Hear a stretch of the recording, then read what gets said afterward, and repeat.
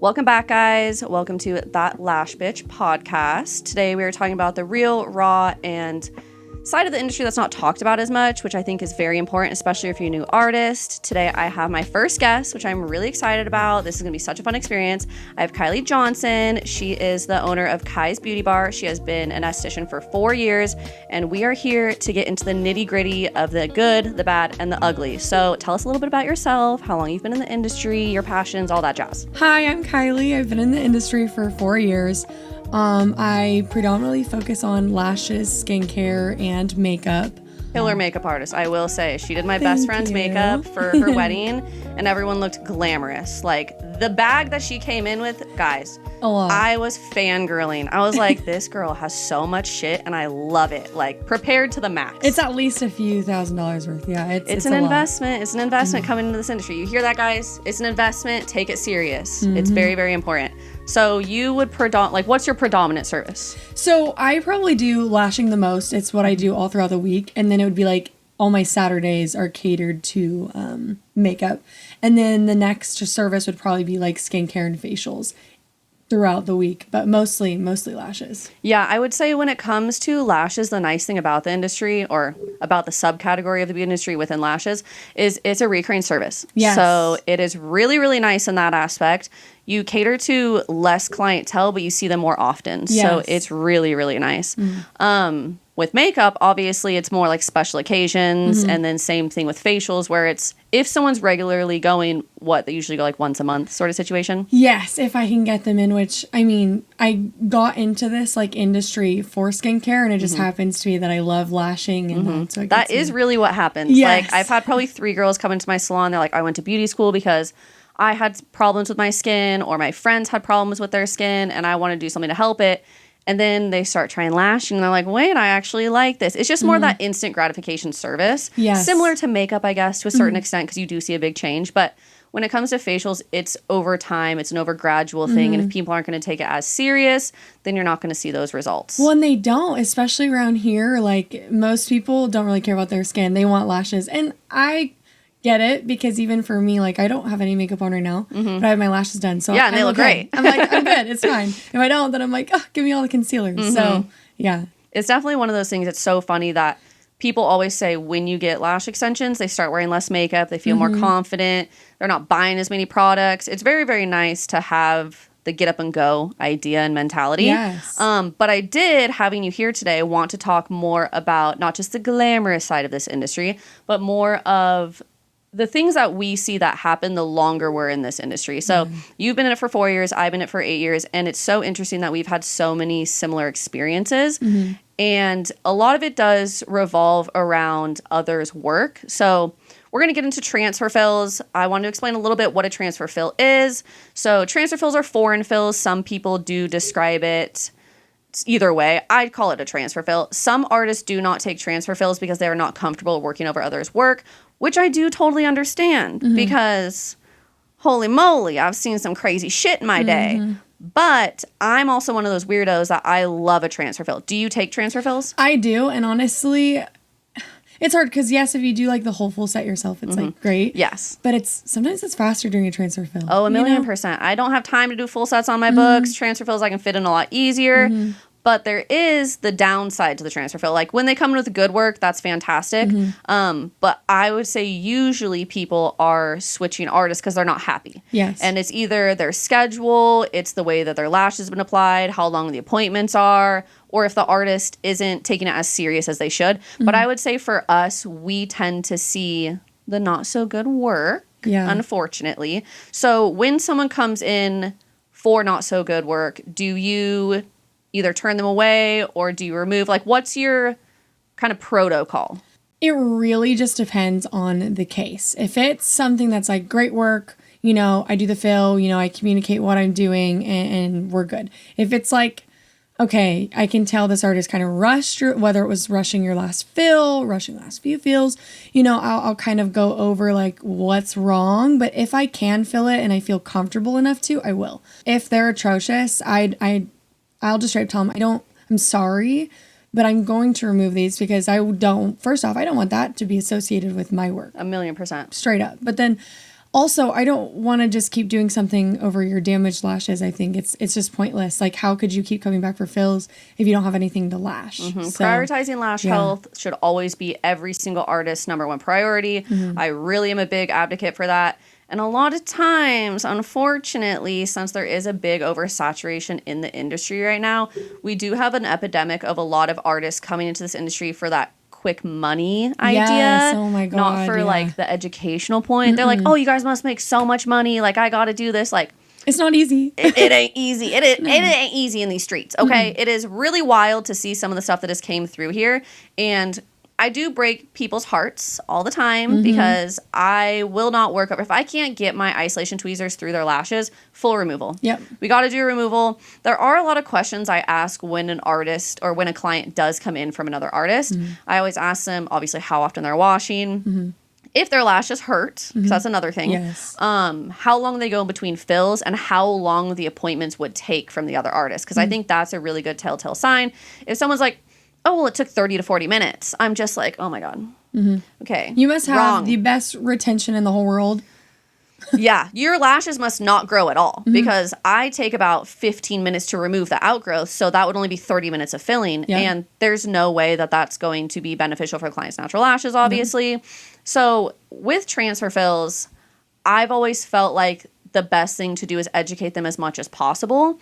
One of the ways I do that, and we kind of talked about this a little bit earlier, like on our own, was we take either pictures or videos. So we have something to kind of show them because I feel like many times if we don't have something to show them, they might just think we're trying to take them on as a client. Yes. That we're just talking bad about the other artist or saying that this artist is terrible, blah, blah, blah. What I've always tried to do is if they tell me the artist name, great. I don't really need to know that. That's not really my concern.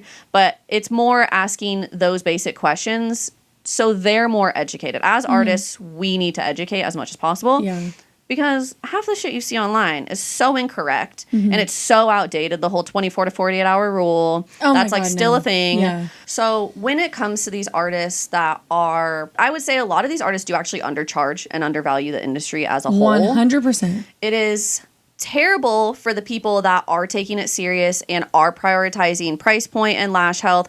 I will say a lot of these artists that are producing improper work are either rushing appointments or they are unlicensed. It's very uncommon for people to be unlicensed. Do you run into this a lot? Like, are your transfer fills coming in from like unlicensed artists? I don't think so. I will be honest. Oh, okay. I'm kind of surprised because a lot of mine do come from unlicensed artists. So, and this is the thing, I have no problem asking who they come from, although I don't recognize half of them. Yeah. But truthfully, I don't think so unless they're coming from like a nail salon. And I'm not talking about a straight up like regular nail salon where they are by appointments only. I'm talking about like chop shops, walk-ins. Yes, no offense, but yes, the walk-in ones. I have full offense. Full offense right here. Do not go to walk-in nail salons, chop shops, and get your lashes done. They are not using lash products, okay?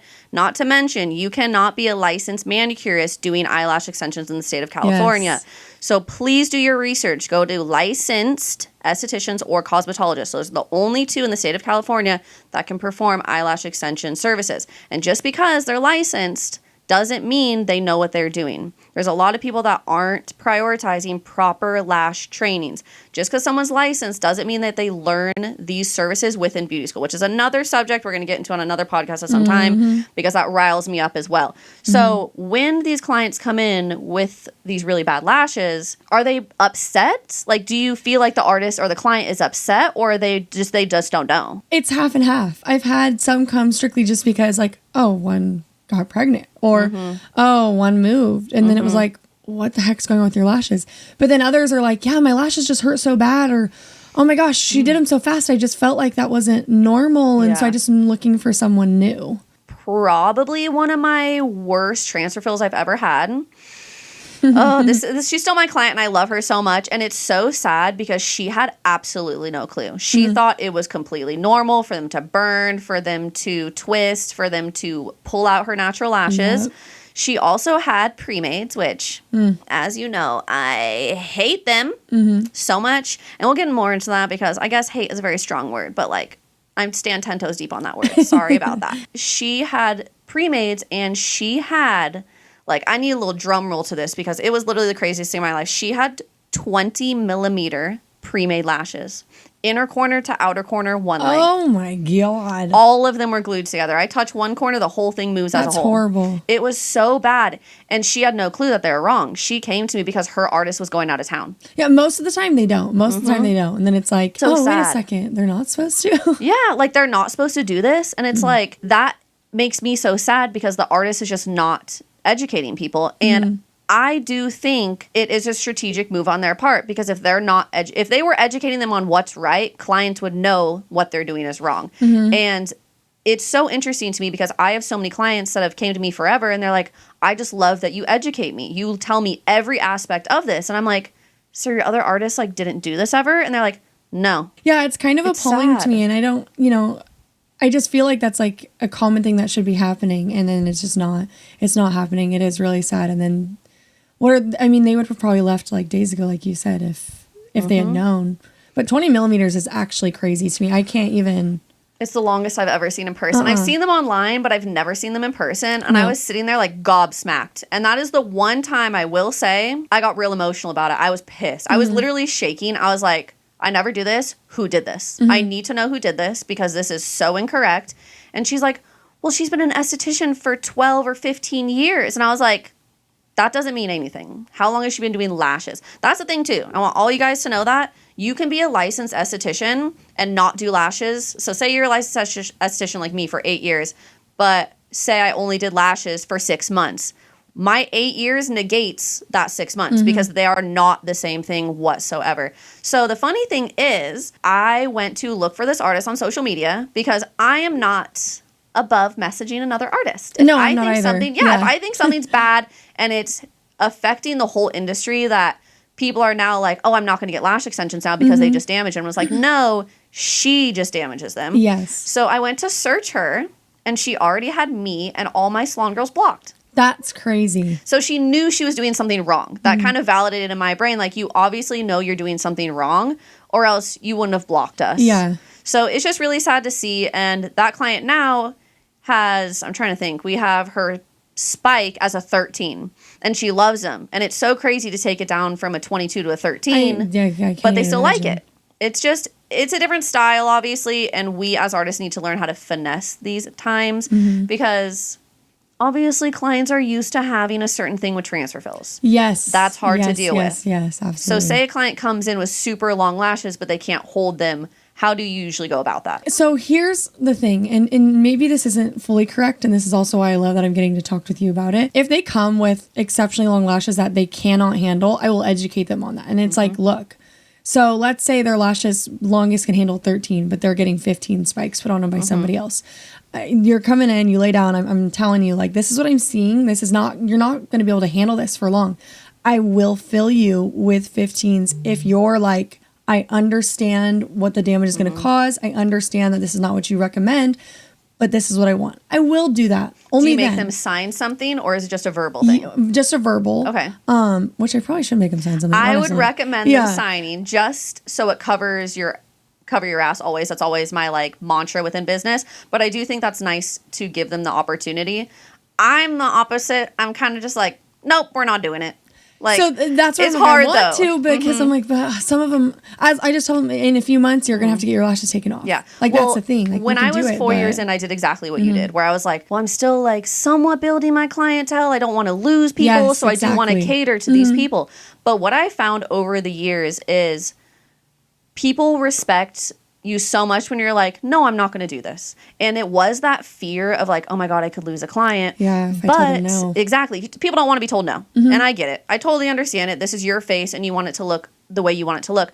But 9 times out of 10, if we take them shorter, a shorter base layer with a bigger differential for spikes, so instead of like a 2 length difference, doing like a 3 to 4 length difference, they get the illusion that they have long lashes, but also have that base layer that's full. So that's kind of how I finesse those clients in a way. I also will tell them like, this is going to be a transitional period. If I'm keeping your lashes on that you had before and I'm not using those lengths, there's going to be about 1 to 2 appointments where they're not going to be the most ideal style. They look a little funky. Exactly. They're going to look a little funky. And most of the times I will tell people to remove their lashes. Like, I would say more often than not. Yes, Mm-hmm. it's so much easier because I know I will be able to achieve their goals better than kind of like piecing together with someone else's work. Yeah. And a lot of times what I've noticed, and it's this epidemic of pre-mades do not sit the same as handmade fans. So whenever I do integrate my sets with pre-mades, I don't like the look of it. I don't know if clients notice it. I think it's more just a me thing, obviously.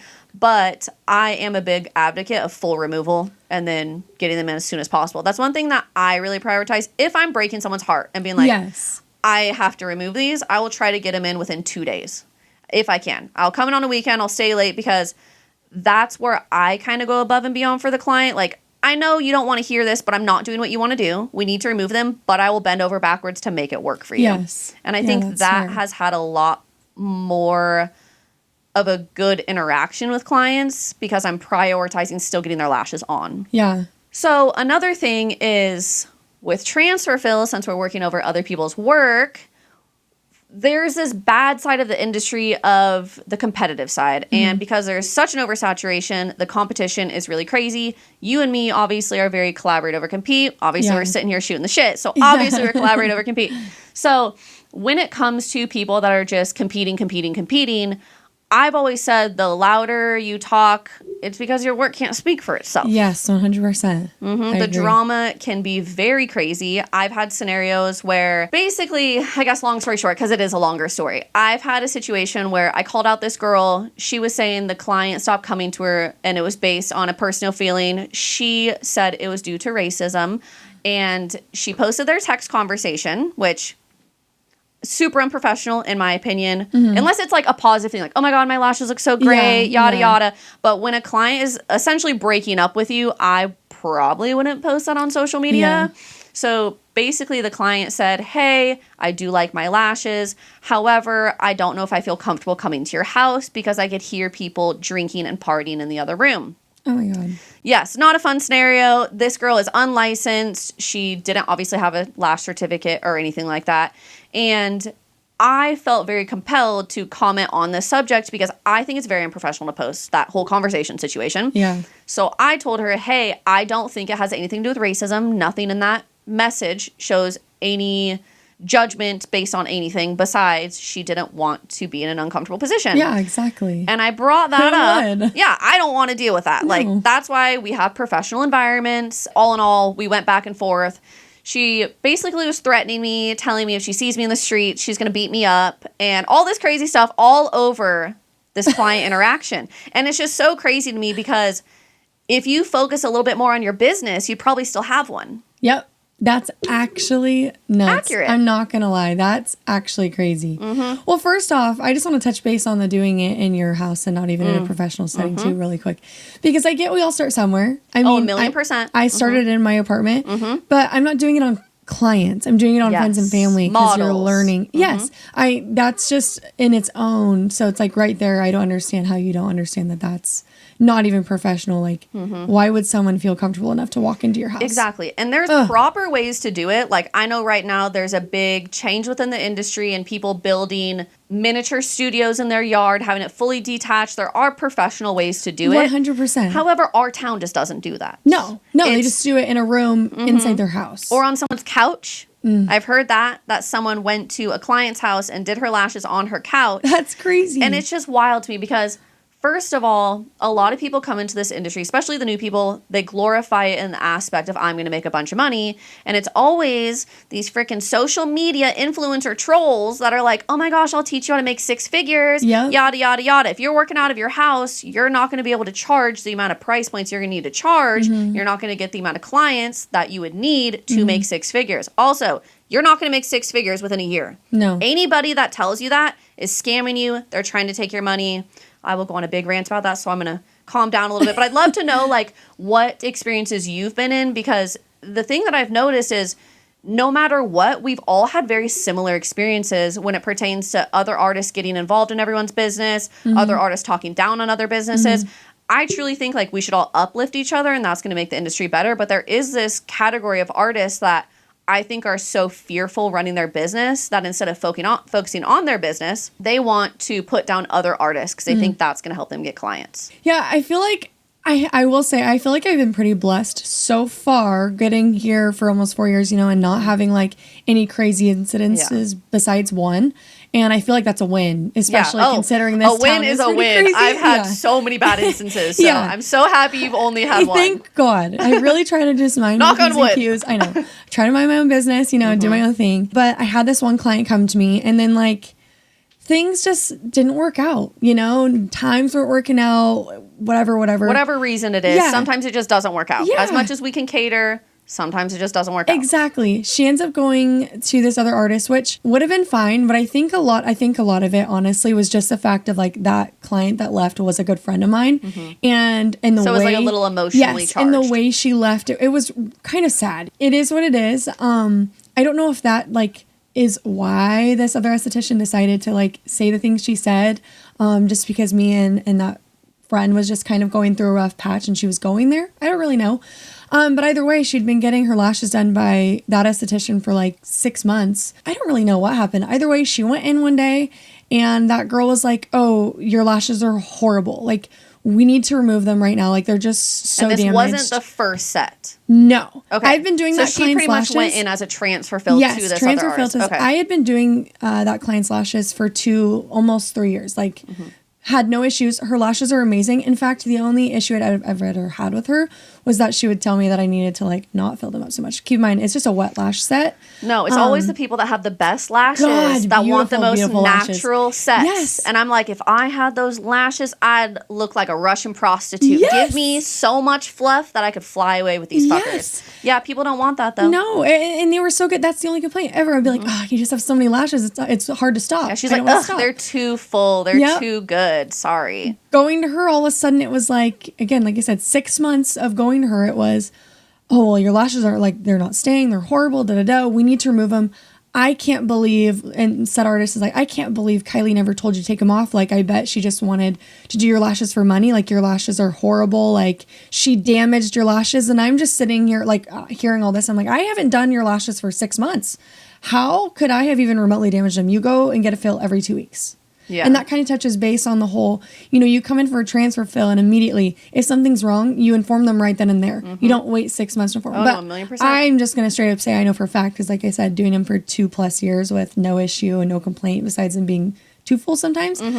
And if that's the biggest complaint, then you're doing a damn good job. Yeah. So I think that's the only incident I've ever had where I just was so taken back, because I just have had zero issues. And so to hear that, I was just kind of like, I think I do everything in my power to not damage lashes. And I'm not perfect. Everybody has bad days. Maybe there's a moment where I left a sticky on accident and it's like, oh, we've all been there. Yeah, they come back and it's like, okay, I got to fix that right now, kind of a thing too. But I think for me, that was probably just the craziest thing. And that artist, is she a predominant lash artist? Is that basically her main service, or is it like a side service for her? Here's the thing. She was like just kind of starting. And so I think she was like in between skincare and lashes.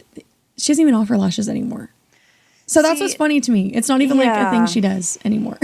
It can be really frustrating because I think a lot of times, especially if someone's new to the lash world, it's easier to put down the other person's lash artist in the hopes that that client is going to stay with you instead of educating them on why their lashes are incorrectly done. Yes. This actually happened to me too. I will say there was a salon in town. They no longer are a salon, but they were kind of known as the mean girls of lashing. And their biggest way to get clients was, actually, now that I'm thinking about it, I've had 2 shops in town. They would just talk very badly about me. And the funny thing is what I found through the years, the more you talk badly about a person to a client, they're going to start wondering, why are they talking so bad about this person? Is this a threat to their business? Yeah. So I've gained so many clients from people just talking shit about me. Yeah. And it's so funny to me because I'm like, and then people will come in and be like, "Oh, I kind of heard you were a bitch." And then we like hang out and they're like, "Oh my God, you're not a bitch." And I'm like, I can see how people think I'm a bitch. I am very blunt. But the thing is, it's all out of the respect and love for this industry. If someone's doing something wrong, I will call them out on it because if no one's going to, how do you learn? Exactly. Like, that's the main thing. Exactly. Yeah. And it's hard to see though when you care so much, obviously, about like your business, your clients, your work, and then someone who really hasn't been in that subcategory of the industry long enough to really have a leg to stand on or even know how to educate clients, talking bad about your work when it's like, I stand behind my work. I know what I'm doing. you don't really know what you're doing yet. Yeah. And when it comes to certifications, unfortunately, they are not regulated by state board. They are not a requirement in California. I do think it should Lash be. certifications? Yes. Stop. You're telling me that you don't have to be certified in lashes to do lashes? Nope. Yeah. That's crazy. A lot of people don't know this. Yeah. So I'm just a weirdo. So shook right I know. now. It's honestly the craziest thing. So state board does not regulate certifications at all. So when I actually started training, I'm just a weirdo and I like to be as knowledgeable as possible in things. So I contacted state board. I said, I want to do trainings. What do I need? Yada, yada, yada. I want to offer certificates, blah, blah, blah. They said, oh, well, we don't regulate that. So as long as you're licensed and you're doing it in a licensed facility, you do you. Well, that's so crazy because California is so strict with literally anything and everything else. But with that, that's kind of crazy. I don't care what you're hearing. You better make sure they have a lash certificate. Yes. I'm so serious. The thing is, when it comes to lash certifications, that's really the only way we're learning how to do lashes. Because, so did you go to the beauty school here too? Yes. Okay. We didn't learn shit in lashes. They don't do lashing in that school. There do was lash maybe a strips, paragraph maybe? this big that kind of explains the broad idea of what they were, but it was extremely outdated. They didn't talk about mega volume. They barely touched on volume. Texture, that's not even a thing. No. Wet set, obviously, is brand new, so that wouldn't have been in the books.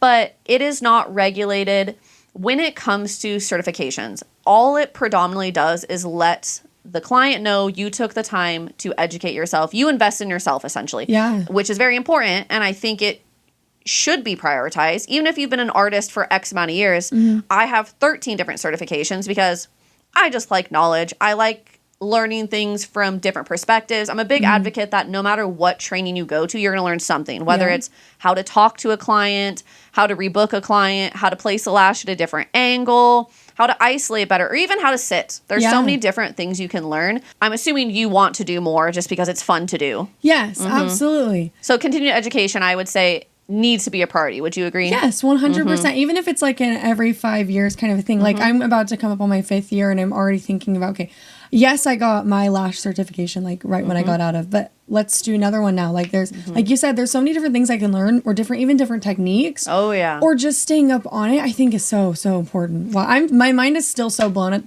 right now. Oh, I know. A lot of people don't know that at all. And it's funny because like the schools never tell us that, obviously. I hate to say this, but beauty school's kind of a joke.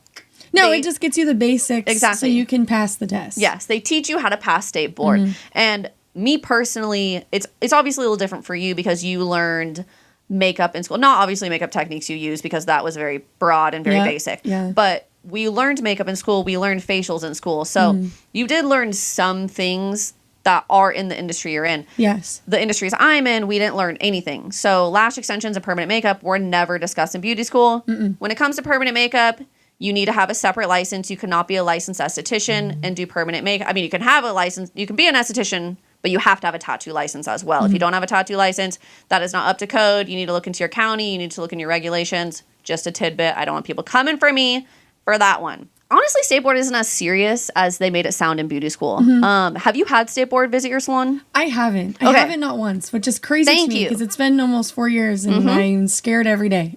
Yep. I didn't have my first state board visit probably till about 4 or 5 years into my salon owning, which is so funny because when you get an establishment license, they let you know someone's going to be coming out. The nice thing for at least lash extensions is most of the stuff is disposable besides our tweezers. So it is a pretty smooth sailing thing besides like if you did nails. When it comes to state board, something that I get really riled up on is if there are unlicensed artists, they have an area where you can report them. And I will not deny I tried to report somebody. Okay? And I don't care. Sorry, if you're unlicensed, you did not go through the blood, sweat, and tears that we went through. The amount of times I cried in beauty school, the amount of drama I heard from other, well, I'm not a cosmetologist, but the cosmetologists that were out there, I almost saw 2 girls throw hands over a client, okay? So this is the rite of passage into this industry. Not to sound in a rude way, but I do sort of look at you differently because you haven't put the time in. If you value this industry this much, you can put the time in to do it. So when it comes to state board, the thing that really sucks is to even report an artist, It's 7 pages long. Oh my God. It's literally insane. I almost shit a brick reading it. I was like, what the fuck? This is wild. You have to know their hours, their location, and you have to have 2 to 3 client complaints from their clients for them to even look into it. That's crazy. So no wonder people don't get licensed. Yeah. State board. Yeah. Fix your shit and we'd probably not have a bad side of this industry, okay? Yeah. But I do want to talk about ways that we as artists can fix this side of the industry. Obviously, collaborate over compete. I try not to... I'm one of those people, if I have something to say, I'll say it straight to your face. Mm-hmm. I have written multiple artists that I have seen bad work. I'm not going to just sit with a client and be like, oh my God, they're terrible because of this, this, and this. I will explain, hey, your lashes aren't correct because of A, B, and C. Yeah. If it gets to the point that I feel like I need to write the artist, I will message him and be like, hey, I want to help you. This isn't me trying to shit on you. This is like, what happened and what can we do to make it better? I had one scenario where somebody came in. I think I've talked about it in the podcast before, but I had a scenario where this client came in. We were trying to remove her lashes for 3 hours. Oh my God. 3 hours. The artist got an Amazon kit, very bad adhesive. It didn't react well with my solution remover, so they did not get removed. So I tried to manually remove as much as possible, but the client ended up leaving because at that point, it was hurting her lashes. Yeah. And I wrote this artist, and I will say this all the time. I respect this artist so much because I did come a little sideways. I was heated. Watching this client go through this, she was crying. Like, it hurt so bad for us even to remove them. And I wrote this artist, I said, hey, what did you do? Yada, yada, yada.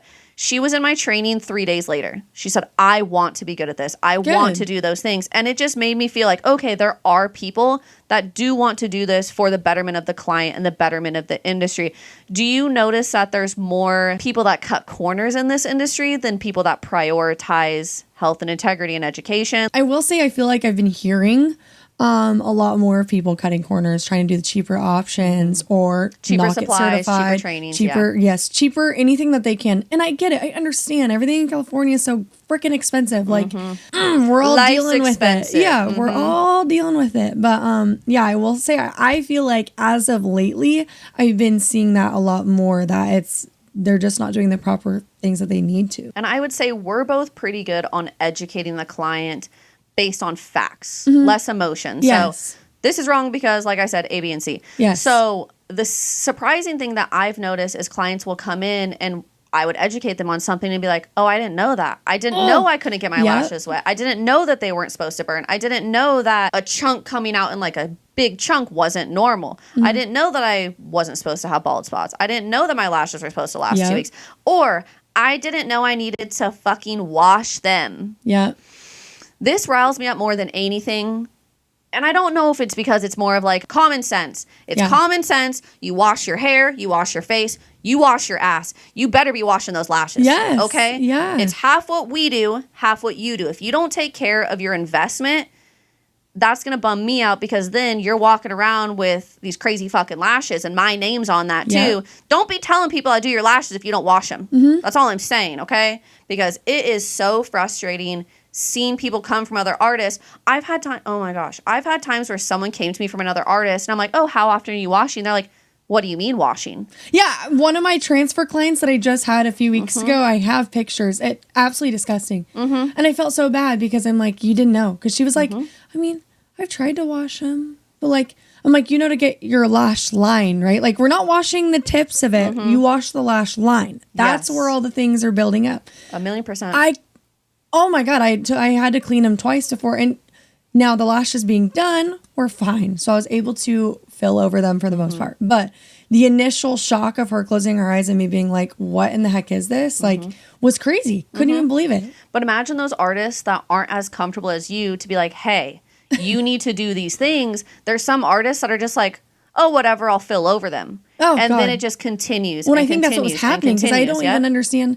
Like, there's no way the buildup that I've seen. And here's the thing. I do believe that you have to be like a nasty, nasty bitch to have nasty lashes. Straight up. So if you ain't showering, that's on you, girl. Yeah. If you forget to wash like once, okay, like you better clean them really good the next time. But this gal, I truly think was getting filled over them because I could not believe the amount of like dust, almost dirt, dander, and makeup, was on it. Yeah, when I started, there was an artist in town because I've always been a big advocate on education over everything, whether it's for artists, clients, business owners, anything like that.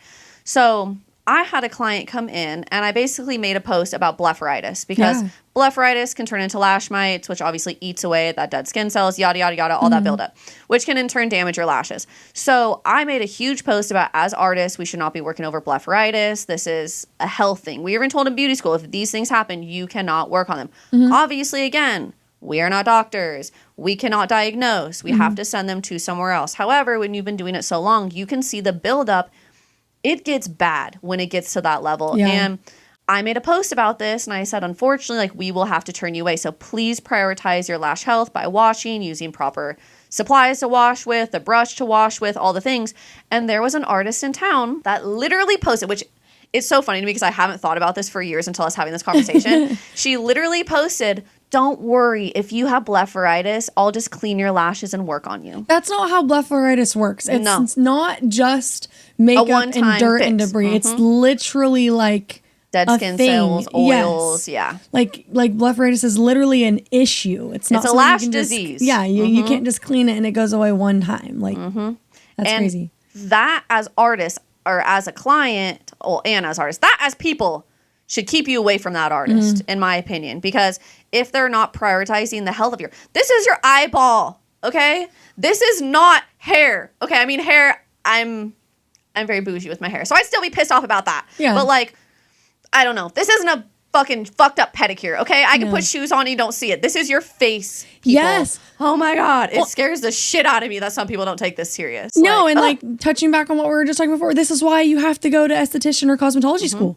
Because here's proper the thing. Sanitation. Yes, they might not teach you jack shit on all the other stuff, but they do teach you the sanitation. That's the biggest part and really the main thing they focus on. And if you're not at least getting the sanitation down, it's why even for me, like partly sometimes with makeup artists, they don't have to be certified in anything to do it. You know, the only thing I wish that they would have to at least do is the milady like sanitation course. Yes. Because you need to be able to have the proper sanitation to be able to do the right things. And makeup is intense on that aspect because I've seen all your palettes. I've seen all the products you have. Yeah. Obviously, you dip into them to work on a client. So if you don't know how to sanitize them, people just have natural, I hate to get into it, this is my tattoo side. There's natural stuff on people's skin. There's natural things that could go on to another client and cause really adverse effects. So if you're not learning how to properly clean your supplies, that could be damaging people, especially on a wedding day. Like I would say you predominantly do wedding. You do events, but like you do a lot of weddings.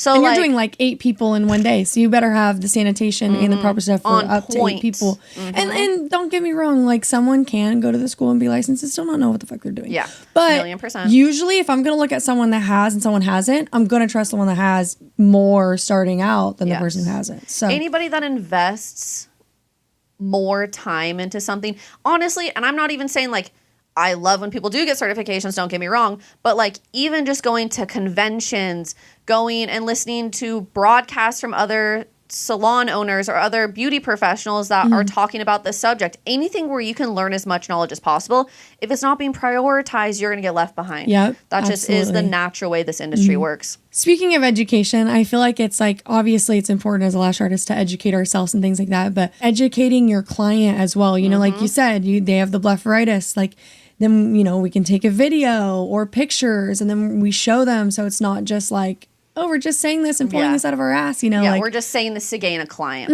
We're saying this to educate the client on the betterment of the service. Whether they stay with us or don't stay with us, this is valuable education that they need to know. And I feel like a lot of times instead of people educating their clients, they're going to just talk down on other artists. Yes. And I think that is a form of poaching. I have seen so many different scenarios. I will say most of my experiences with poaching are more on a booth rental business, having other salons try to poach my artists. But I know it does happen within the industry. And I've seen people, even if I tag one of my clients, they go and follow them. Yeah. And I'm one of those big advocates. If you're going to try to poach a client, you know, how you get them is how you lose them. If my client is that quick to leave me, take them. Yeah. Take them. Good luck trying to. That's where I'm at with my clientele. Good luck trying to take my client because my work speaks for itself. Exactly. And I feel like it's probably something you've had to deal with just because you're 4 years in. And I would say the first 4 years were probably the craziest time in my business when it pertains to other artists. Yes. Yeah, I feel like it's finally getting to a point where it's kind of calming down just a little bit because I've been established, you know, now for a while. But I think the biggest thing, like you said, is like your work speaks for itself. Speaking of the poaching and all that stuff, like... You got some tea for me? Yes. Okay, whether it pertains to just lashing or even just like facials and all that. Beauty services in general. Yeah. Here's the thing that I think, and it just blows my mind that I feel like this isn't just common sense. But when you like start your business, you're starting from ground zero. Everybody starts from ground zero, right? And, you know, you have you follow friends and family, you know, you're trying to get word of mouth. I think a form of poaching is when you're going onto another esthetician's page, like social media. Clicking on their followers and trying to follow every single person that follows them or that you follow. And I'm not talking about, okay, like you follow this other SC business, I want to follow them. That's a random normal. person. Yeah. It's like a random person that you don't even know. Every single could be one. a client or mine or a friend of mine that lives in a different state that's just trying to support me. Like that is crazy to me. Like just because like what you're just trying to get followers so then they like go to your business. I don't like the mindset behind it doesn't make sense and kind of leaning onto the whole like just because you have a lot of followers. That's what I was going to say. Doesn't mean your business is doing good. Exactly. Your work speaks for yourself. Exactly. It doesn't equate to the service you're providing. And something that I experienced early in my career, which I don't know is something that has been prevalent in your career, is buying followers. That was like a really big thing when I started because everyone's like, oh, well, if I have a lot of followers, people will think I'm better at what I do. Yes, 100%. And it really sucks because there's all these freaking influencers out there. I can guarantee you I'm busier than you are because I put the time and work into that. And my money goes into elevating my business, elevating the client experience, not to buying followers. Yeah, thankfully, I don't think that's a thing anymore for me. Oh my gosh, it was an epidemic. I do remember when that was a huge thing, so I can only imagine. There was a salon in town that did it, and it was so blatantly obvious. When she moved here, she gained 20,000 followers in 2 months. I'm telling you right now, I've been here for 8 years, and I have less than 10,000 followers, and I'm very prevalent on social media. When you do conventions, like you travel to, like it's not even just like you're here and this is your business. Like you go and do things. And those things don't equate. And it's just hard because people come in thinking they're going to be a big fish in a small pond. They start treating people certain ways. They start all this drama. I've had people start drama with me and say some of the most off-the-wall shit to me. And I just am like, well, I'm going to focus on my business. And the funny thing is the people that talk the loudest don't have the best business. Yep. Because if you were busy with your business, you wouldn't have time to talk shit. Yep. And that artist left and isn't even doing it anymore. So it's just one of those things that prioritizing you, your education, the client experience, that's the most important thing. And poaching, I will never understand it. I'm one of those people when it comes to like following people. If I'm on Facebook, I see a pretty girl, follow. I don't need to go in, who is this person following? Is they following this? Are they following that? Blah, blah, blah. I also, kind of weird, I don't follow people that already have lashes because I don't want people to think that I'm just following them because I'm trying to gain a client. Exactly. I don't need clients. I need a motherfucking break is what I need. Exactly. Yes, that's why it doesn't make any sense to me. It creates this bad dynamic. And I've always, like we've kind of talked about, been a big advocate for collaborate over compete. And it just makes me sad that I'm this far in and people like you that are obviously in the industry too are still dealing with it. And it's 100%. so wild to me. Like, I want us all to change that stigma because I can't take every single client in town. There's plenty, and that's the thing. For it being oversaturated in this area, there's still plenty of clients to go around. Plenty of clients. And the thing is I always say there's an ideal clientele for every business. And I'm obviously an acquired taste. I'm more alternative. I definitely am a more blunt type artist. I do speak my mind. Some people don't gravitate towards that. Some people gravitate to a different personality, and that's completely fine. That's why we're all different artists. Yeah. And I think we need to celebrate our uniqueness and not kind of morph into everybody. And we kind of talked about this before we got on the pod.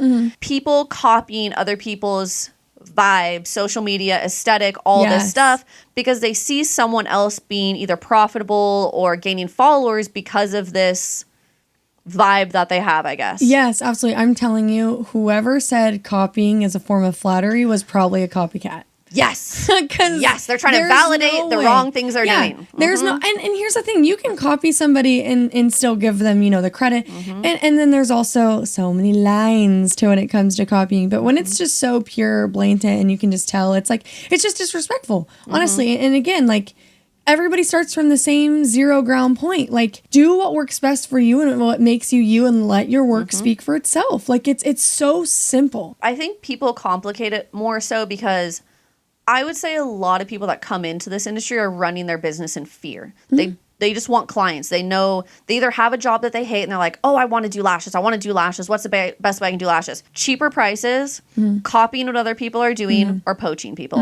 And those, I think, are the worst thing you can do for your business, because you're not setting yourself apart. You're not going to get more social media presence because you're just copying someone else that already posted something. And when it comes to poaching, how you get them is how you lose them. I don't ever want to message a client and be with permanent makeup, this is like similar situation that you had, where someone would post this. It wasn't me. It was one of my friends that did permanent makeup. She would post a photo and people would comment like, oh my gosh, I want to have you do my brows. Like, what do I do? Another artist in town would write them and be like, I'll do it for cheaper. Oh my God, that's nuts. Yeah, blatantly. And it was multiple multiple clients that told us this. And then they would come to us and they'd be like, oh yeah. And it was all the same person. Yeah, it was like 3 or 4 times that this would happen. And it just started making me sad. But then I'm like, the funny thing is, you're going to go there for a cheaper price, but guess what? You're going to pay me extra to fix it. Yeah. That's so real. That is so real. It's just really interesting. People would rather cut corners, get cheaper work, essentially. But then at some point, you're going to have to pay extra to fix the cheap work because they're not putting that time, effort, education into it. And it makes us sad because we want everyone to have a good experience. Or it becomes unfixable. And that's the thing that people don't understand, especially with lashing. If you, for so long, go to somebody that doesn't know what they're doing, it becomes unfixable. Then we can't even fix it. So what can you do then? No, it's the most disheartening thing ever, because we obviously want everyone to have lashes because we love them so much. But I always say, when a client, kind of going back to when clients are like, well, I want 15s. I'll say, okay, well, that's nice that you want that. Do you want to have lashes for 2 months or multiple years? Yes, exactly. Because I want my clients to be able to coat consistent. Like I've had lashes, besides COVID, consistently for 7 years. If I didn't prioritize, or any of my clients, if I wasn't prioritizing their health, and I've had them for years, and I just did what they wanted, that's not a sustainable clientele for my entirety of my career. Why would we want to potentially lose clients? Yes, we're doing something they want in the moment, but then they don't have lashes, and then we lose a client. Exactly. So it's like you could lose a client either way, and I would rather prioritize the health and integrity. So then I have clients. I've had clients I've had for 8 years, since the week I started, and they still come to me. And that, I think, is just a testament to doing good work, caring for your client, and education. And some people just don't prioritize that, and it makes me so sad. And like, you're also younger than me, so I feel like the time frame you came in, there was a lot of people coming in.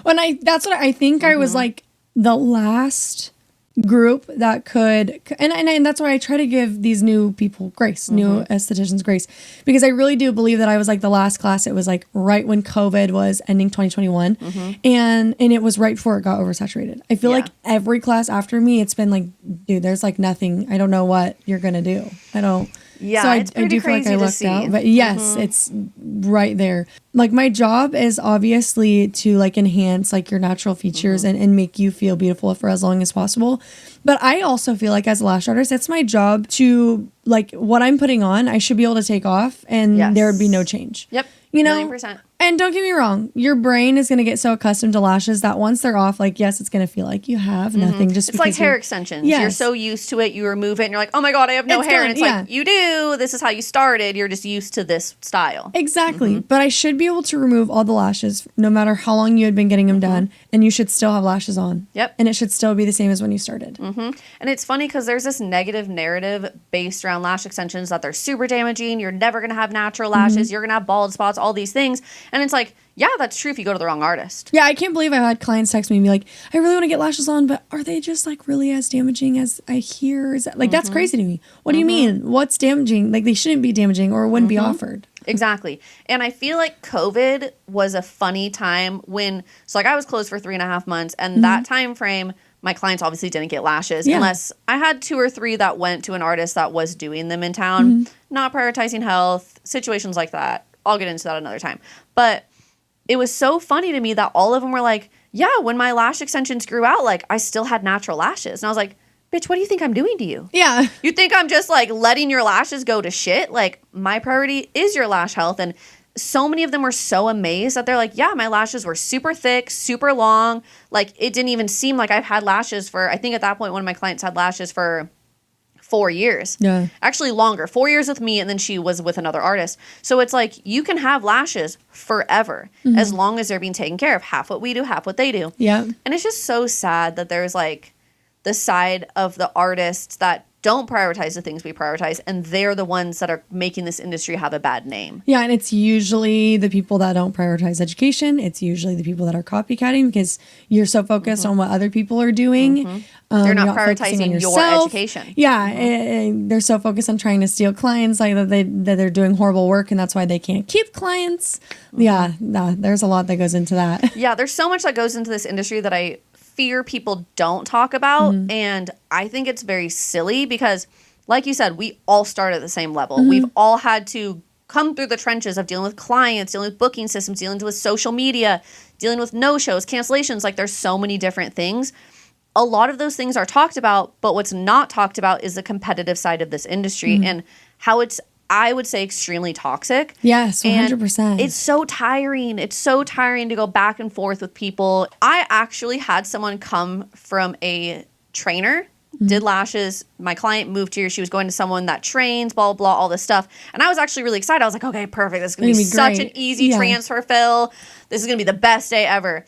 Oh my gosh. She walked in. She had 16 millimeters on. And mind you, this client has brittle, fine, blonde, almost see-through lashes. Never been on a serum. Didn't know how to wash her lashes. She had so much buildup. They were all glued together. And I just sat there like, dang, social media is it's a front for a lot of people, unfortunately. And like, based on how many followers, this girl had 60,000 followers. Oh my God. She has a product line. She has all these things. And I'm like, okay, this is going to be a great person. Yeah. And she really promotes lash health and integrity, and she promotes these things. But once I saw those lashes in my tweezers, I was like, this really sucks. And it sucked because that client was like, well, I saw all of her videos and I saw how many followers her had. I thought she was good. And I had to break her achy heart and show her pictures and show her videos. And I told her, I do give the option sometimes because I know some people do not want to be without lashes. So I'll be like, I can keep them on, or I can remove them and get you a full set. I can keep them on. You can find other artists that will work over this. Basically, I'm not going to work over it, but you can leave it. It's exactly. And I remember that client being heartbroken because she's had lashes forever, and she is platinum blonde, blue eyes. So when you have that stark contrast of lashes and then you don't have it, it's a lot. It's like an identity crisis. Like you don't know what to do. So yeah, we removed them. And we did a full set 2 days later, and she's now been my client for 6 years. And I truly think if I didn't take the time to hold that boundary and put my foot down, she wouldn't have as much trust in me. She knows I'm one of the most educated people. I am comfortable explaining why things are right and wrong. And I feel like when you do that with clients, they can't be poached. Yeah, no, 100%. Yeah. Like, I just feel like it's common knowledge, like that this should be something that every artist does. Human decency. Yeah. And even not just with lashing, even with skincare, with it's kind of makeup, like treat others how you want to be treated. Exactly. Like, if you're trying to poach my client, that doesn't speak good on you as an artist. And if you're trying, like you said, to copy all the stuff I'm doing, people are going to see through that. I think the thing that also sets every one of us apart, we obviously are all good at what we do, but what sets each other apart is who we are as people. Yeah, and it goes back to, you have clientele that cater to you, I have clientele that caters to me, because we are focused on our individuality. Exactly. Yeah, we're not focused on everybody else. And that's the thing. The reason why I'm even here on this podcast is because the fact that it's been something that's like come up so much. I'm just to my wit's end. Like I'm to a point where it's like, you got to speak up. You know, yeah, I like I said, I think I've had zero issues really in the last 4 years because I've just kept to myself. And but when it gets to a point you can't keep to yourself at some point. I can't be quiet anymore because how can this like continue to keep happening? Whether it's the same person poaching and copying or a bunch of people, or whether it's the transfer fails that are just horrendous. It's at some point, something has to be said about it. Yeah, it's an epidemic at this point. And I really urge other artists to prioritize educating clients. When they see something's wrong, say it. Do not be nervous to tell a client what is wrong,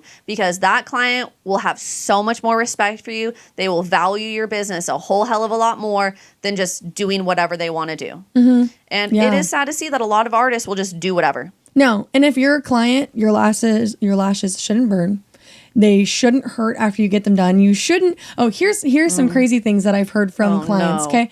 I had one, she told me that her lashes and eyes burned so bad after getting them done that she had to go in her car and blast the AC the whole way home. And keep in mind, it was in winter. So she's like, I had to turn the AC on and drive right with my eyes closed. Okay. Yeah. Just because they burned so bad. And I'm just sitting there like, what? They shouldn't burn. That's not normal. And here's the thing that kind of ties in with education. We do things now like bonder and misting. Whether you believe in it or not, it does help cure the glue. Yeah.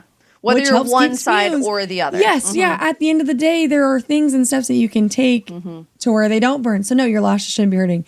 They shouldn't burn. You shouldn't have lashes touching your freaking eyebrows. You shouldn't you shouldn't be able to fly away. Everybody if the lashes enter the room before the client, that's an issue. Yes. I watched one of your podcasts, and when you said when you look down and it looks like a broomstick. Oh my God, that had me dying because seriously. And again, different lash artists cater different things. I think my style of lashes is more that wet lash, which is like a new trend. I cater to more that natural but full. Natural, effortless. I have a few that love a good volume, and don't get me wrong, I love to do it. But that's just kind of what I cater more to because I feel like this is what I can do. Your individual style. Yes, yes. It's what I've created that works best for me, that another artist can create something else that works best for them. Exactly. But I do think there's artists that see you being successful and they're like, well, I'll just copy what she's doing. But the thing is, you're successful because of you. And I think that's the thing that a lot of people don't realize is you can copy, you can do all this stuff, but you're not going to be successful. And the thing is when the idea factory runs out, which is you pumping out all your ideas, what do you have? Exactly. What have you built? What have you learned? And it's just really hard to see because I've noticed people that are really high up in the industry, they're having people rip them off, like how you were saying, so many different things. And then cheaper is not always better. Cheaper is not always better at all in any aspect, predominantly with beauty services. And I'm a big advocate for getting a great deal on Amazon and clothes. Oh, absolutely. I'm a Temu-holic, so I get it. But when it's something that is a service you are getting provided to your face, to your face. It's crazy to me. It is the scariest thing. And like I have a lot of nursing clients. It's kind of like predominantly my clientele. And I had this client, I've had her for 7 years, and she always tells me the horror stories that come into the hospital because I just love hearing them. I'm a weirdo. Anything lash related, I'm like, I eat it up. Give it to me. I need to know all of it. And she told me about this artist in town that she had 4 people come into the hospital with bacterial infections. Oh my God. To the point that one of them had to get her eye flushed out multiple times because there was so much bacteria in her eye from her lash extensions because they were glued to her skin. We do not glue eyelash extensions. Clients, artists, anybody listening, we do not glue eyelash extensions to the skin. It is glued to the hair, i.e. why if you don't have enough hair or you're not prioritizing the lash hair health, you cannot have eyelash extensions. This is not strip lashes. This isn't that fucking bullshit Lashify. I'm coming after you. Don't like that stuff. That's a whole nother thing, dude. I'm so over those freaking clusters. Clusters are the worst. Well, I'll have to do another podcast on that one day. Pre-mades, clusters, all that stuff. Easy fan lashes. We'll get into that another time because I'm going to get real heated if I keep talking about it for a second. But it's just really sad to see when there's artists like us. And I do think there's other artists in this town that truly care so much. So many. That's the thing that bothers me. There's so many. And so many. We have great artists in this town. You don't have to go to me. You have to go to you. No. There is an abundance. Beautiful people that do beautiful lashes that know what they're doing that you could go to. And exactly. Of all different price points. And that is kind of crazy. I will say there's some really good people in this town. that I think should be charging more. They are undervaluing themselves, which undervalues the industry as a whole. And it's like, you're great at what you do. Why don't you want to charge price points? And I've asked a few people this, and they're like, well, I want to cater to more people. And it's like, I do understand that. But the way the industry is growing and evolving, if you don't raise your price points, you will start to get looked at as an artist that's not as good. And it is a shitty thing to a certain extent, but that is the reality of the industry we're in. A lot of it goes hand in hand. You know, if you're too cheap, you can be looked at as, you know, you're not as good. Or you're also getting clientele that are usually, you know, maybe the more flaky or the more, you know. %. So if you know, raise your prices, then you're kind of more to that luxury style. So now you're attending to clients that are paying because they want the luxury. Yes. You know, branding yourself as a luxury artist, I think, is going to have more of a continuation for a clientele. When I first started, I was one of the first 6 in town. So obviously not super saturated. I was in the only all volume shop, but the artist, the owner, I was her employee. So the owner of this salon, we charged $50 full sets and $25 fills. We had $25 fill clients, if you know what I mean. Yeah. Always getting no-showed, always late, always dirty lashes, picking at their lashes, never washing their lashes. The moment I started raising my prices, I had an upper level of clientele. People that wanted to prioritize this. Yes. This is a priority within their life. like I'm paying $100 or $70, $80 for fill because I want this, and because $80 can go to literally anything else, but I'm choosing this, so I'm going to show up and take care. Exactly. You know, rather than like the 25, like it's only $25. Yeah, it's whatever. Like I can pay that because I didn't show up, or you know what I'm saying? Like, oh, 1,000,000%. And if you're an artist that is doing this, please prioritizing charging luxury prices, because where I'm taking 5 clients a day, you're taking 10 clients a day. And from someone that used to do 7 clients a day, I knew by that 6th to 7th client, I wasn't doing my best. And I would rather put quality work out than try to cram another client in, because your clients are a walking billboard. That's another reason why we wanted to talk about transfer fills so much, because I feel like if you don't have these boundaries with clients and you just work over this bad work, and then they're like, oh, I went to Haley or I went to Kiley and like they do my lashes, and I'm like, no, I didn't do that. I just filled over it. But that's the thing is, they're going to say the last artist that they went to. Yeah, and I'm not filling over crap. One of my clients was a transfer client, and she had literally told me, and this is just kind of speaking on the fact of like, you know, doing your best work and things like that, not being rushed. And she came to me, the last fill she had got from her other artist, she said took 20 minutes, and it was during football time because her lash artist had to go to a football party or whatever. And she's like, yeah, I'll do your fill, come in. And then, oh, I'm done like 20 minutes later. And her lashes were horrible. Again, made her remove them. I actually made her wait 2 weeks because she was an older client. So I was like, you need to use serum for a little bit. Yes. But when it comes to those dry, brittle, mature lashes, there's certain steps you have to take to ensure proper health. Yeah. But that's, I mean, 20-minute fill, what? And it's crazy because like some clients don't see that as wrong. And then some clients do see that as wrong. Like you said, you had someone come to you because they knew it was wrong. Yeah. I've also gained a client because of that too. So it's something that as artists, I know people are like, oh my God, 2-hour fills, 4-hour full sets when you're starting out. That is a lot. But if you are going to someone new, it's just going to take longer. It took me, when I was doing it in my apartment, when I was learning all my family and friends, it took me 8 hours to do a hybrid set. 8 motherfucking hours. Because I'm trying to not use easy fans. And I'm trying not to cry as I'm working on you. We were taking breaks because you were already late for 2 hours. Now I need to sit up for a second. 8 fucking hours. But I know I learned the right way. Exactly. That's the reality of it. And like that's a lot of people glorify this industry, and I love this industry. So like I guess I'm kind of a component of glorifying it, but I love it for the true artistry the side right of this reasons. industry. You love it for the right reasons. Exactly. It's not cutting corners, not money. Easy. Like people over profits and like passion over profits, I think is such an important thing. If you're coming to this industry purely for money, I'm sorry, you're not going to be as profitable as people that are doing this over passion. Yeah. And it's just really sad to see. Like I've had so many crazy client interactions, and I love all of them because I've learned from every single one of them. And it's nice that we have the ability now to educate other artists on how to deal with these scenarios and learn from us or learn from their own scenarios. Any way to help people learn, I'm definitely pro that. So one of the things is I want us to be artists that raise the bar and not toss it aside. We're not throwing that bitch aside. We're raising the bar 24/7, even as many years as we're in. Like going to conventions, going to trainings, things like that. We're always going to be pushing ourselves because it's passion over profits. If it was just money, and I'm like, well, I have to take this. The highest training I've ever taken for lash extensions was a $2,300 training. I love the training. It's one of the coolest experiences I've had. But like someone could be like, oh, well, why'd you have to take that training? You're still charging what you're charging. You're still making the same amount of money.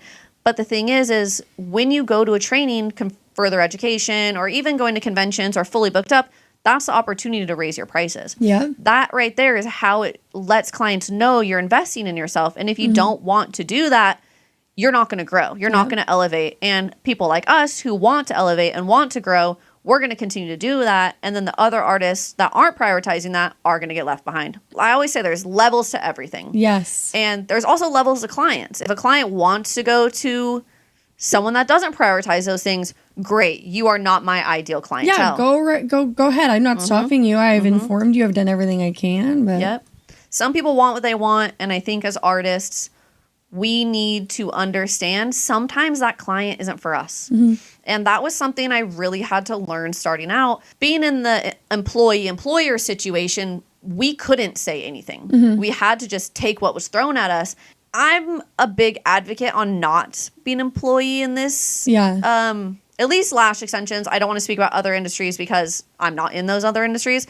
But I think it's just not a great component sometimes because it's ran like a sweatshop in a certain way that, oh, nope, you have to do this. They want that length. Oh, you have to do this. They only want a 30-minute fill. When I first started, I was forced to do 30-minute fills and 45-minute fills, which is why I'm so fast at what I do now, which everything happens for a reason. There's pros and cons to everything you do, but it made me a faster artist, which is great. However, anxiety is what made me a faster artist because I'm sitting there freaking the fuck out like, oh my God, it's 3 weeks out. She picks out her lashes. She wants super long. She can't hold them. And she only booked for a 45-minute fill.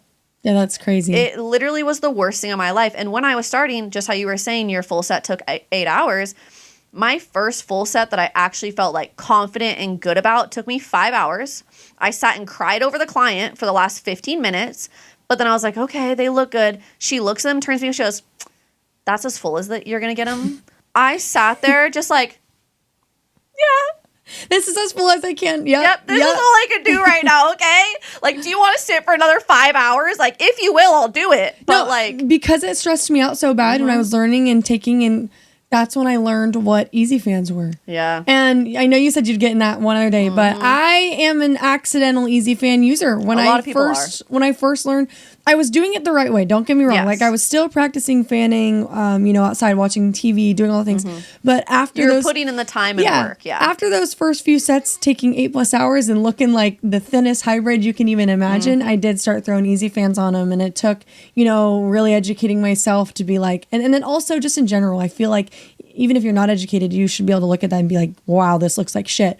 And it took me to be like, oh my God, I'm about to like open my own place. I can't be using this. Like, this is disgusting. It's also learning along the way, finding products that work for you. I also am kind of a weird advocate for you can use shitty products and be a good artist. However, if you're a good artist that use good products, that takes you up a level. Absolutely. And then you can charge the higher amount. Price points. Absolutely. Yeah. And it's nice that just like when I started, I damaged people's lashes. 1,000,000%. That's why I know a lot about damage, because I damaged people's lashes and I learned how to reverse that damage. My old boss told me, oh, just do whatever they want. Oh, I was throwing 14s on everybody with an inner corner of an 11. I did broomsticks for years. And I saw over time, why are their lashes doing this? What's going on? Like, I'm isolating correctly. They're coming in every 2 weeks. They're washing them, but why are they being damaged? It's because the length I'm doing and the fan size I was doing, it was too much weight for that natural lash. So a lot of times taking those trainings, you're going to learn something at every training. And when I went to my Borboleta training, they're like, oh, you do all this good work, blah, blah, blah. And I'm like, no. I'm damaging people's lashes. What can I do? And they're like, oh, just proper weight distribution, on the 3mm rule, past the natural lash. And I'm like, yep, didn't know that. Yeah. Great. Thank you. Thank you for telling me. And it's just really sad to see that people would rather just go on YouTube, which I mean, YouTube's a great advocate. We're on YouTube. I love it. However, hands-on trainings when you're a beginner is a must. If you do online trainings after you've taken a beginner training, I am totally for that. I think you can learn something from every training, but it needs to be a hands-on training first because it's micro movements. It's all these little movements that'll piss you off. I could not agree with that more. Unless it's from a place like Borboleta, I would not trust any single person that's been certified online. You have sharp tools right by your eyes. Needle sharp. You said, the blepharitis. I mean, there's so many things, and then it's your face. So like you said, it's not your toe. You can't hide it. It's not under your clothes. Like, it's out in the front. Like, I just don't think you should trust somebody that's not had a hands-on and doing all the things outside. Like you said, okay, so now that I've had the hands-on, now I can do extra things to learn different styled sets or whatever. But I could not agree more that you need to have some sort of actual hands-on training first. And in Reading, we have 2 places that you're able to do that. So you should be doing it. Yeah. Period. Just prioritizing it. It's going to be better for your business in the long run. And my biggest thing with my trainings is I want people to be in this industry for the long haul. I don't want this to be like a hobby job. This is like your career. This should be taken serious. I've helped so many people build their businesses, whether it's from like taking my trainings or being in my mentorship program or even being in my salon. And it's really interesting to see the people that come into this industry that are doing it for money or just doing it for, oh, it's going to be easy. Oh, that's the biggest thing. Oh, it's going to be easy. The people that say it's going to be easy don't make it in this industry. No, and they're not doing it the right way if it is quote unquote easy for them. Oh, I wish it was easy. My God. Well, that's the thing with your trainings. You have 2 though, too, don't you? You have your beginner training, and then you also have your advanced for other artists. Yes, and we have an online training that's going to be coming out. That's like a total texture training. That's really cool. Yeah, it's only for advanced artists. I'm prefacing this now, and I'm going to be prefacing it in all my online trainings with an opening that says this is for advanced artists. If you don't know how to fan, if you don't know how to isolate, if you don't know how to place, this is not the training for you. Yeah. I want that to be very clear because I don't want people to feel taken advantage of, and that's why I'm very big on online trainings should be a continued education, not the first education. Because you can learn bad habits. I've trained a few people that have taken online trainings, and I have to retrain them. And a lot of these things, like I said, are micro movements, so your hand gets accustomed to it. Yeah. Untraining your body is so hard. It's so hard. Or even the idea of wiping on the gel pad before placing, like that's not good. And there's trainings that do teach that. You just have to really educate yourself on what to look for in a training. And I will say, the main thing is, does your trainer still lash? There's a lot of lash trainings that the trainer does not lash anymore. And when that happens, because this industry is always evolving, they're not going to know the newest styles or techniques or the best way to place or just the changes that come along within the industry. Yeah.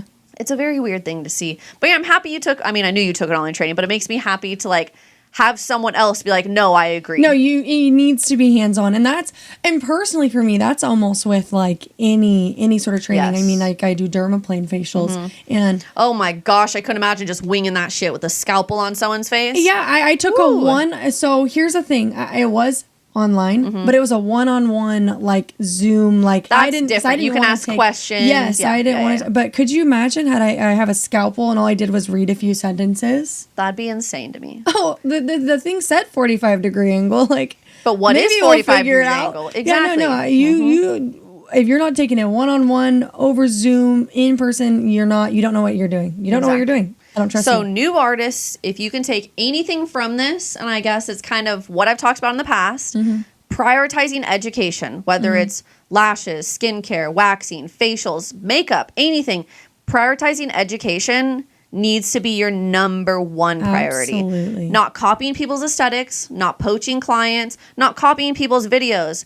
Build up yourself, focus on you, and that's when you're going to have a better career in this industry. Absolutely. I just want to say thank you so much. I'm so excited that you're my first guinea pig, I guess. Yeah, I love it. My first interviewee. It's been so nice to hang out with you, kind of shoot the shit, and kind of pick your brain. So I want other people to be able to follow you along your journey and see how you've grown and see how you are going to continue to grow. So where can people find you?